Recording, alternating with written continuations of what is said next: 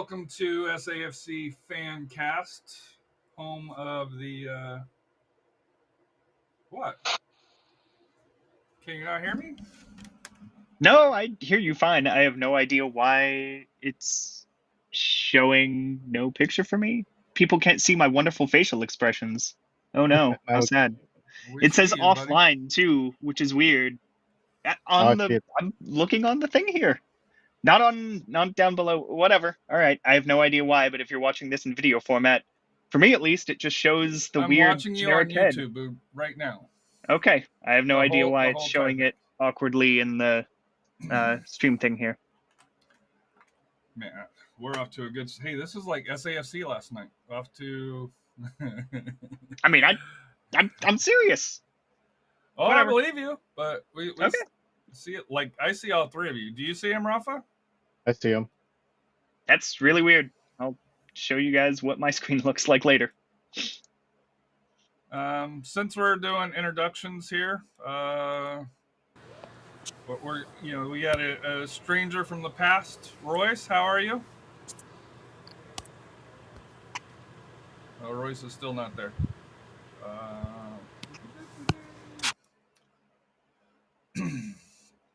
So we'll start with you, Jonathan. Even though you can't see us, we can see you, John Cena. I believe that's what it is.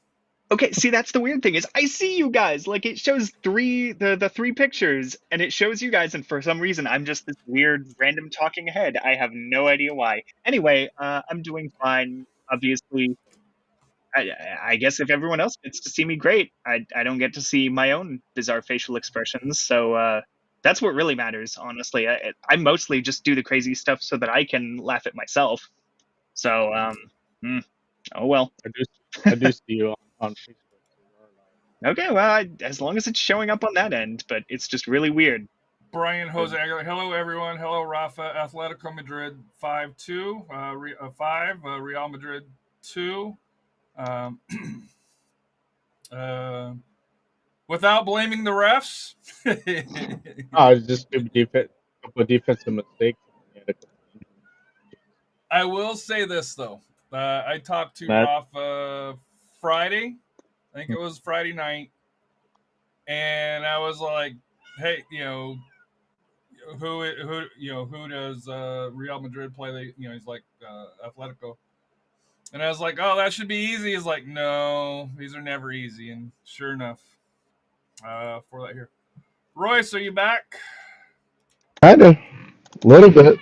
How are y'all? We're doing well. I know you mentioned you're on warm up duty out of the bullpen, so you're here for that here. Yep. So you'll go 3 innings and then you'll get subbed out.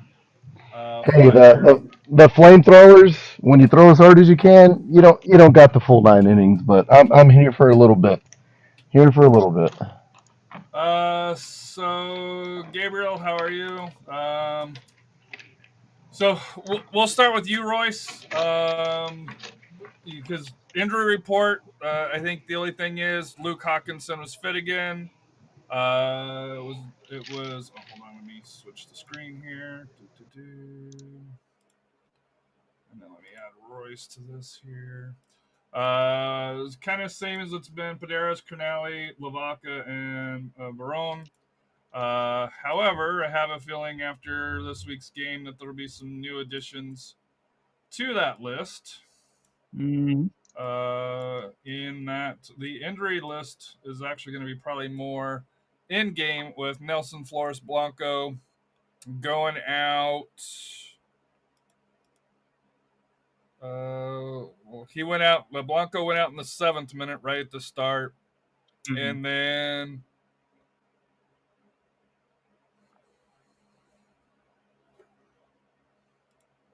And that's when he came off. So that looked like a muscle injury, which definitely not good. The good news is fullback we do have depth in, so that is the good thing with that. And then Pacheco, right at the end of the first half, 42nd minute. Well, I guess I shouldn't say right at the end of the first half because there was 10 minutes of stoppage time, but 42nd minute, Pacheco was subbed off as well due to an injury at that point. Yeah, that one looked. I don't know. That could be a knock, or that could be a bad thing. I'm pretty sure. When he went to the tunnel, he went straight to go get X-rays or some scans. It was on a shot. He was dribbling in from the right, as he's kind of been doing this whole season. Dribbling from the right, about to take a shot with his left, and it looked like he either got clipped or he missed the ball entirely. Maybe hyperextended his knee. But that one also looked pretty bad. And he tried to run on it, try to give it a run out, and he sat right back down maybe a minute or two later. So that one also didn't look very good. And that was also after he got kicked in the head and had to get a wound super glued shut that somehow a high boot to the face that drew blood. Not even a foul. Perfectly fine play. Everything's fine here. Everything's perfectly legal. Jonathan, any thoughts on the injury report that I didn't cover you want to cover? I mean, I'll just say with Pacheco, to adapt a common phrase, added injury to insult, because he, like we said, got the shot wrong and then ended up injuring himself. So really not a great moment there on multiple fronts. And with Blanco, coming off, going down with an injury just a couple minutes in, really not great. You're having to waste a sub window. SAFC had to waste 2 sub windows before halftime, and kind of disrupted the flow. And this was something that they talked about in the post-game interviews, is how they wanted to start on that front foot, and you just can't do that when you have a guy go down a couple minutes in. You lose some momentum. And actually, Mitch Tainer even talked about feeling like things weren't quite right in the warm-ups, like they weren't necessarily getting ready for the game like they should be. Things weren't quite as sharp as they needed to be, and they talked about that in the locker room before coming out for kickoff. And then any efforts you have to try and, okay, let's set that right, let's get off to a hot start, you kind of lose that momentum there when you have to stop a few minutes in. So yeah, just really unfortunate having to do that, and obviously adds to the injury list. It wasn't somewhat short for long. And the Cowboys, Rafa, how they scored on a blocked extra point for 2 points. So, hey, your Cowboys are on the board. I did see Craig Nally warm up when I was setting things up. So, looks like he may be Back I'm not sooner. saying back sooner. Well, his issue was a shoulder issue, so I'm Yeah. sure just warm up is fine. But he had, from what I understand, shoulder surgery, Yeah, that's what I so he can He's- warm up as much as he want. It's that contact that's going to be the issue, and who knows when that's going to resolve itself. Yeah, that's what I'm wondering when, as far as like the healing of the decision and all that. But we saw, like I said, I saw him out there. He was sprinting full speed and so forth. Hopefully, like I said, it heals quick, and I'm sure he's gonna wear probably like the best. The Bryce, yeah. When he comes back, gets. So on the lineup, Patino, Diogo, Nicky, Mo, Soto, Jorge Reese, Alexis, Mitch, Nelson, Richard. On the bench, Daniel, Salim, Neville, Jimmy Madranda, Luke Hawkinson. Back to the bench, Agadello, Kyle Linares, Leo Urita, and Landry Walker. Typical 4-4-2 on how it starts out. But it's hard to say, hey, this was the starting lineup, because 7 minutes in, it got changed, and then the first half it got changed. Bad thing about that is it left SAFC with just one sub window that they could do unless they made changes at the half. So they did not make any changes at the half, so they had one sub window, which they did use later on in the game. The only memorable part, which I asked, hey, what was what Nicky Hernandez shot from that hit the posts. Royce, anything outside of your complaints about Kyle? Because you're all like just like he's horrible, but Oh, not his he best game. But no, definitely not his best game, and he definitely looked like he came from MLS Next. Definitely, oh, what a shot by Lexington. but Caps. in the kind of the game flow, San Antonio dominated. I mean, if I remember looking at the stats, I know Jonathan's probably going to go over the stats later, but SAFC had something like 450 completed passes to Birmingham's like 150. So they dominated possession. They had possession with a purpose, moved the ball around a lot.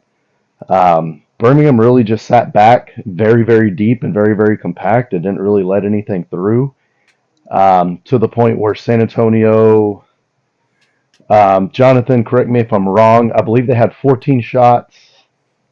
Was it like 6 were on frame? And 4 were on frame, and of those, was it 14 or 16 shots? 14, 3 inside the box, 11 Yeah, outside. exactly. 11 shots were outside the box from distance because of how compact Birmingham was. So they kind of played for the point. I don't remember them really having a really strong attack. I know Richard made one decent save at Perry on a dive, but it wasn't really all that uncomfortable for him. So, I mean, that's all I really think Birmingham played for, and that's what they got. Like I said, we had a couple chances. Had the injuries not happened, I think obviously we probably would have had a bit more connectivity and a bit more chemistry there. But I do think, and it's one of those things, I hate complaining about it, but um, one of those, in-game things that as a team you have to overcome, you have to overplay it, is the center official. And I think he got quite a few calls wrong. There were two.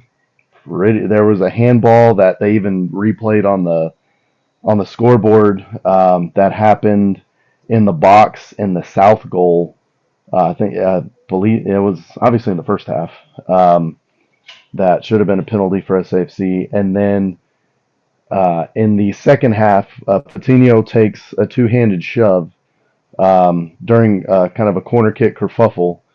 Patino gets a two-handed shove, and it's pretty clear. It happens right in front of the ref, and the ref just kind of lets it go. And the same thing with Diogo getting kicked in the head with a high boot. Diogo did not bring his head down. He was going up the head of the ball and got kicked in the head, made him bleed, no foul. And then, I don't know, there were just multiple calls that went Birmingham's way that were just it just felt like the ref was really bailing them out a lot, and that's what they really needed to succeed in their game plan, to just play for the draw. Is they really just needed to kind of play for the official, and they did so very successfully. And that official, hook, line, and sinker fell for pretty much every little bit of gamesmanship. We'll put it that way, that Birmingham brought to the game. So Rafa will like this. San Antonio FC, 560 passes, 494 accurate passes for a completion rate of 88%. That's very Rafa-like. Yep, but we didn't have that pass that led to the goal. That's the thing. We just had too many passes outside the 18 and stuff. We just weren't very dynamic with with our attack. And I know, like I said, there was one shot that he got and hit the post and looked like it really. I think if that goes in, I think the floodgates would have opened there, because they would have Birmingham would have never been able to park the bus. That was the whole purpose: park the bus, try to get on counters. And like I said, Birmingham did have some chances. You saw a couple of those breakaways on counters. Luckily, we were able to clear those away and defend them well. But it said we just weren't able, the last pass to really to create the best opportunity. So the game ends. Sorry, Rafa, your mic's going in and out. But so the game. Yeah, I don't know. I don't know if it's. I think it's your mic. Yeah, maybe your cord. It's Test, definitely going. Test 1, 2, Definitely. 3. You Now, come in and out. You come in Yeah, and out. the longer you talk, the more it goes in and out. Exactly. Anyway, But you go ahead. Buckmaster had 150 appearances for a regular season, so congrats to him. Richard Sanchez was the man of the match. I don't think that's really anything up for dispute. Standing wise, SAFC still in fourth. 3 points from New Mexico, who's winning right now 2-1. Maybe Lexington can equalize to bring that back down to 1 point, but through there. 4 points out of Sacramento, which is second. However, still 7 points out from missing the playoffs. So next 4 are on the road, starting at Colorado Springs, then Tulsa, then the makeup against Orange County, And then Phoenix. and then Phoenix, or no, Phoenix and then Orange County, right? Orange County, then Phoenix. Orange County, then Phoenix. Okay. Yeah. And then of course they finished with El Paso, so good position for playoffs. Depending on how they do these away games, depends on whether they host or not. And the way SAFC's been at home this year, I don't know. Is hosting such a good thing? It's this weird irony that I've been thinking about over the last couple of weeks is if SAFC does well on the road here and just furthers that trend of being, getting better results on the road this year, that then gives them a higher likelihood to host games in the playoffs. I mean, I don't know. You either way, you might lose. Colorado. I think fourth right now. Fifth is Lexington. Sixth is El Paso. El Paso and Phoenix at 7.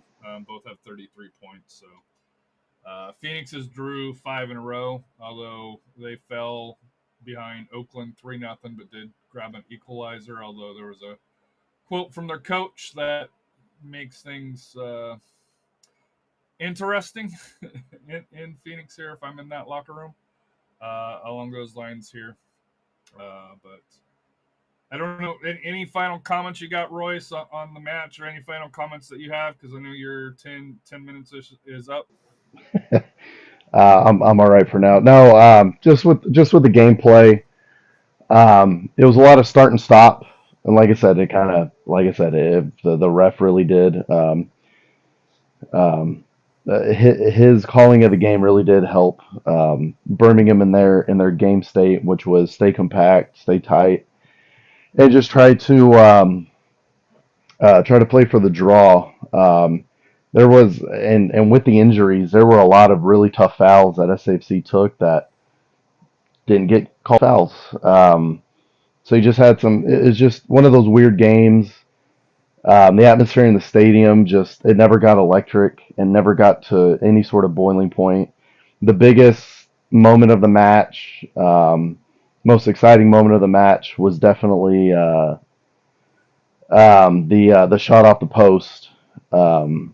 And then it just kind of fizzled. It never really came to a head. Second half was just like just dead. It was like watching grass. Yeah, it wasn't great. I think the most exciting thing was we had Rex, and then we had his nephew, and then one of his best friends. The three 8-year-old boys together, just absolutely running amok. I think that was the most exciting thing for us, and just making all the noise in the world. So I think that was the most exciting part. And like we're saying, the second half was kind of dead because we didn't have that group of forwards that had really been dominating the couple games before. I mean, 8 goals in 2 games, and then we go into this and just absolutely lay an egg. And a lot of that has to do with who was available. Madranda didn't really put in a decent cross. He had 2 really good shot chances that both of them just went high and wide, just weren't even on frame. So Um, they, according to FOTMob, there were no dangerous chances. Chances were there. They just weren't converted because I don't know. We were looking for other things. And then, of course, in the last home match, Tainer had that shot from around midfield that rang off the post. So, of course, he tries it again and almost puts it into the or the Chevron gas station across the street. So, um, just when that starts happening, you're desperate and you're looking for answers and you're not asking the right questions. So, just a tough match, a tough. I mean, it's a point. You're not gonna. I mean, it's definitely a point that feels like a loss, but it's one of those to learn from. And hopefully Diogo's fine. Hopefully Nelson Blanco's fine, and hopefully we can continue this thing going at the same rate. Can I push back Go on ahead. you? Hope it's a Sure. point that hopefully we can learn from. Yep. We're 25, 26 games into the season.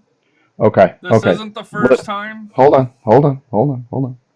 A point that the players on the field can learn from. Were the players No. Hold on. Were the players on the field the same players that had gotten the results in the previous two games? Were they the same two players? Or the same players? For what it's worth, I know there were some changes, but it was literally the same starting lineup from the previous match. Yeah, starting So- lineup, but not through the subs. It wasn't, and the players that came I on. know The players. Hold on.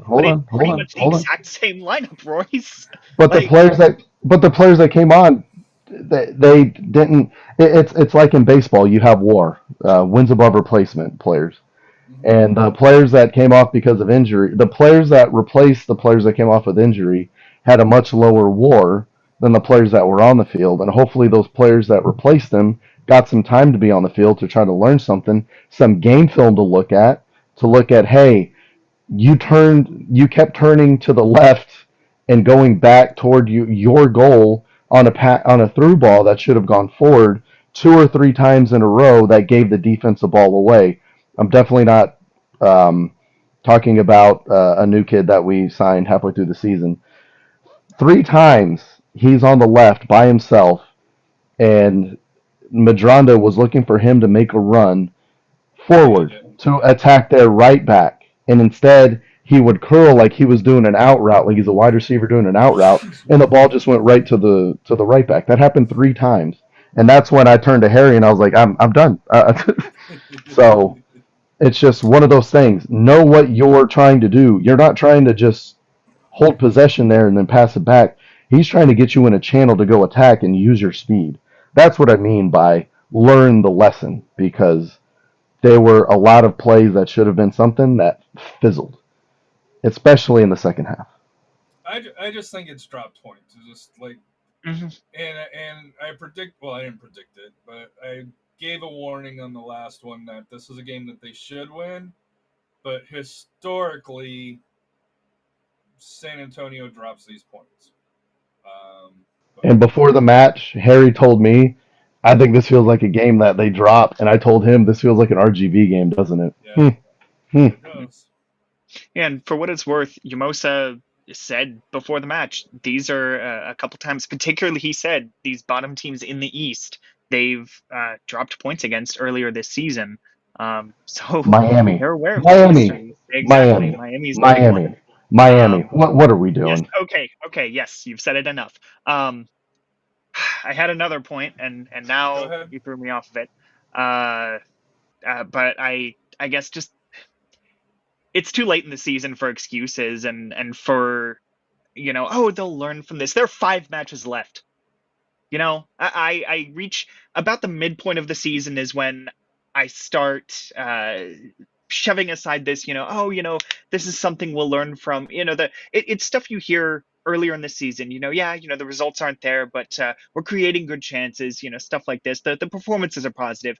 It's the middle of the season where I start saying, yeah, okay, but we're halfway through this. You need to start converting those into results. And now, again, 5 matches left in the regular season.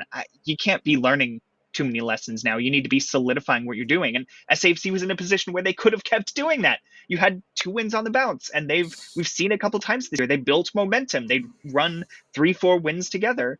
And this was a chance where, okay, you can say, oh, the refereeing was poor. Oh, Birmingham sat back there and was really bunkering to defend, but SAFC in their interviews last night put some of the blame on themselves, and with 14 shots, 11 of which still had to be taken outside of the box, they had chances and they blew it. I don't want to say they blew it. That's maybe a little harsh, but They blew it. they know they should have gotten something out of this match. And I even said it in the post-match interviews is, a game that on paper you should win and that based on the play, you probably had the better share of, you should have won. I mean, I don't know. It's true. These are 2 points dropped. And someone even said it in our group chat earlier. I think it may have been Robert. That's not a match you should drop those points. I want to get out of here fairly quick here tonight. And real quick, in a rebuttal to Jacek. Okay, The coach in Phoenix definitely did not beat around the bush of we should have done better. He kind of went direct at his players and just said, "Hey, y'all aren't playing good enough." So that's a fun one. Not only that, he said that they're not professional. They're not professional. That's right. He called out their professionalism. Yikes. Yeah, that's a little different. Yeah. So here, and this is on a game that they came back from 3 goals down that he said that on. But oh, wow. Because I thought they lost when I saw that quote, and I was like, well, how about... I thought they did too. I didn't even bother to look at the score. Yeah, they were down 3-0. They ended up equalizing, and walking away with a 3-3 draw. Wow. 4 away matches. We've talked about it. How many points does SanAntonio FC need to get for this to be a successful road trip? We'll go with you, Jonathan. I'll say, let's see, Colorado Springs, Phoenix, Tulsa and Orange County. I don't know if it's how many they need, but I'd say I'm going to expect maybe 6 high end. Royce? If I was an odds maker, I'd put the line at 7.5. So over 7.5, you did well. Under 7.5, you did not do well in the 4 games. Rafa? Sam went 7 as well. Yeah, you have to go 2-1 and 1. Go with 7. I think you're expecting a loss. Same thing with your mic, Rafa. Same thing with your mic. You're whatever you said was really poignant, Rafa. Yeah, it's 7. It's got to be 7. So I think Orange County, I think Phoenix, although we typically don't do well. I would take the under on 7.5.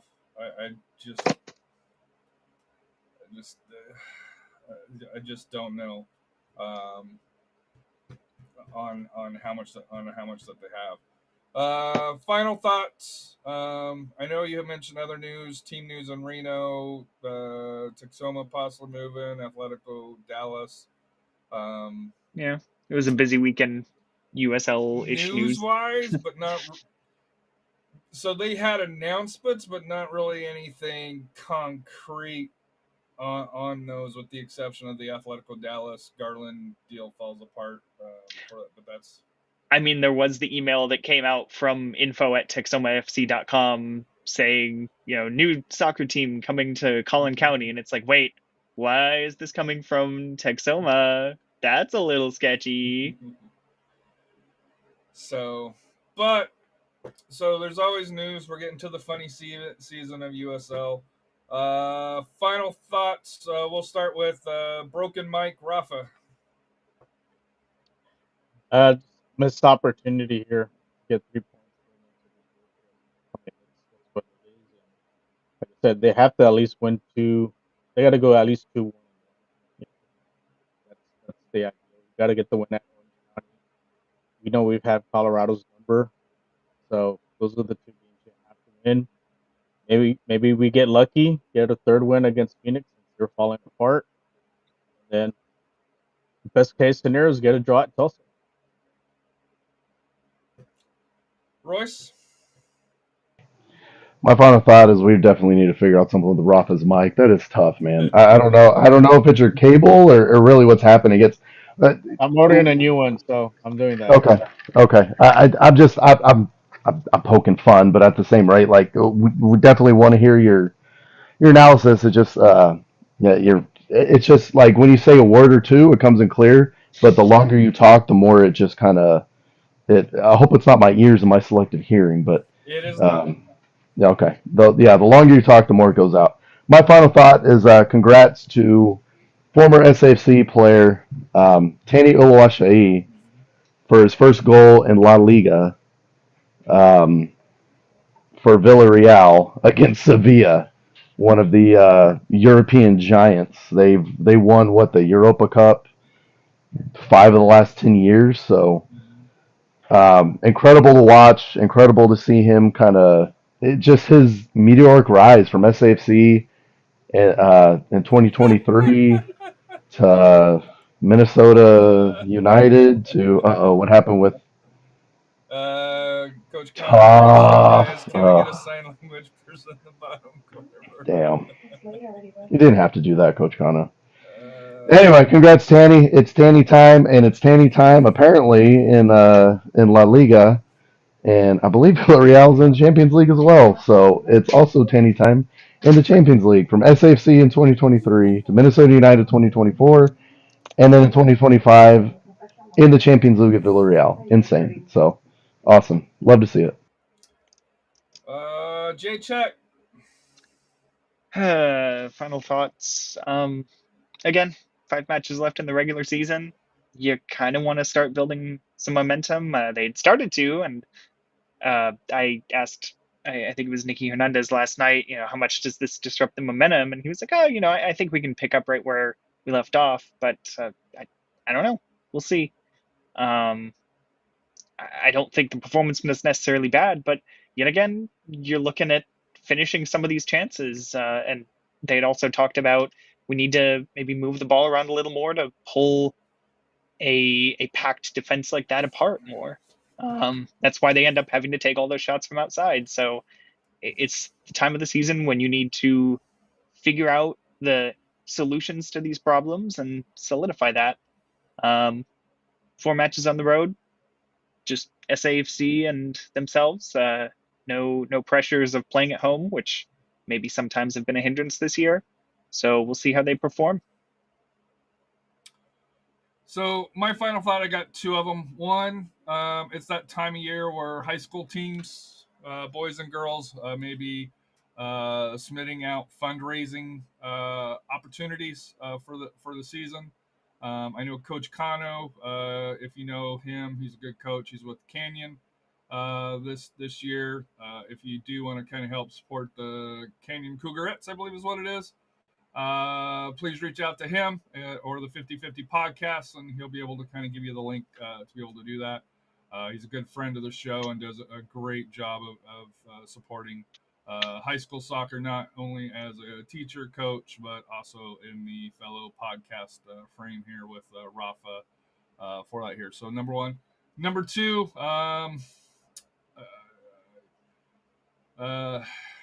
no easy way to say this. I know I talk about most of the times suicide prevention. Reach out to if you need to have somebody talk to.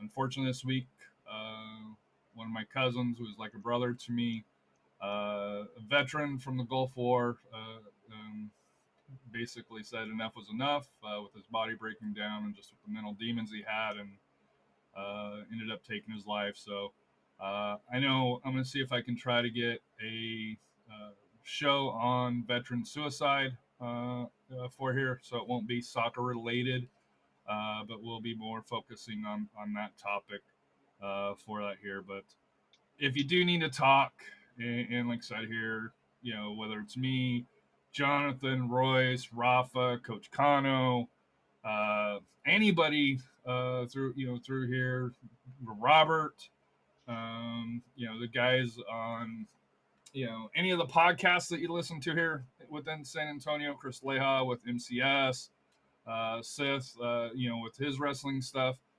Just reach out to somebody if you're having a hard time, if you need to talk with somebody. Like I said here, we'll go ahead and sit down, have a beer, or just listen to you, just in along those lines here. So like I said here, just just keep you know keep your family in your thoughts, prayers, because and I know going through war, like John went through with 4 or 5 tours, over in Afghanistan and Iraq, and that mess, between the two wars, his body just broke down, and just enough was enough for him, unfortunately. And hate to say it, but like I said here, hopefully he's in a better place. Hate how he left us, but like I said here, just please, uh, be on the lookout for signs. We're hopefully going to have a show to be able to kind of help educate people, maybe on what to look for. How we as just individuals, family members, can try to help things out with that here. So sorry to end on a somber note. Thank you, Sam. Thank you, Coach Kano. Thank you, Gabriel. And obviously, thank you to everybody here that's kind of helped supported us and supported me through this tough week. For out here, it was a tough week. I won't lie to you guys, but like I said here, not sure what else. New Mexico got the win officially, so they are, Lexington could not pull it back. But what's life without goals for that here? So chopped up that one.